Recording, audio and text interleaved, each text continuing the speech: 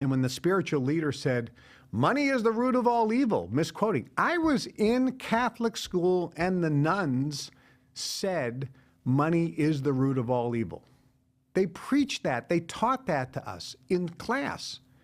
And I went home and I got the Bible and I looked at it and I came into school the next day and I says, excuse me, I'm very upset because you misquoted the Bible and it's a significant misquote.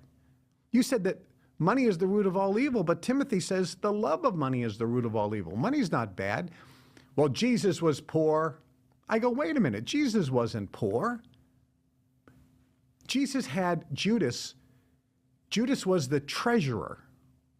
Remember? He was the treasurer, collecting all the money.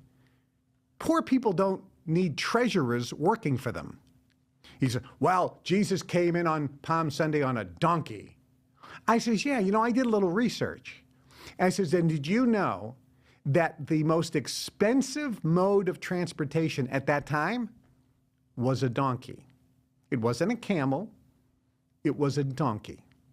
And the only people that rode donkeys were rich people.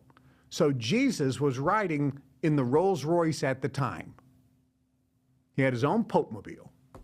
So you always said that he was on a donkey, therefore he was like this poor peasant, when that's exactly not true.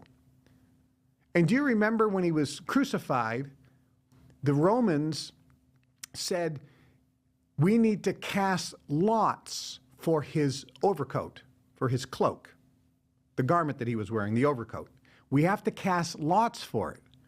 And I found that to be strange because why didn't they just, you know, tear it in half and share it? At that time, garments were patched together because it was cheaper to make. The most expensive coat on the planet at the time was a one-piece garment. A garment that went from head to the floor, an overcoat, huge cloak made of one piece of cloth with no stitching. That was the mink coat at the time, the most expensive coat anybody could wear, and Jesus was wearing it.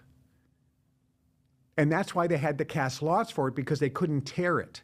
It was one piece. If it was patched together, then they would have just shared it, and then the women folk back at home would put it together and make different garments out of it.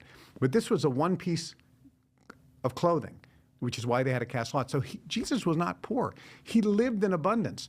The difference was he wasn't attached to money. Money itself is good.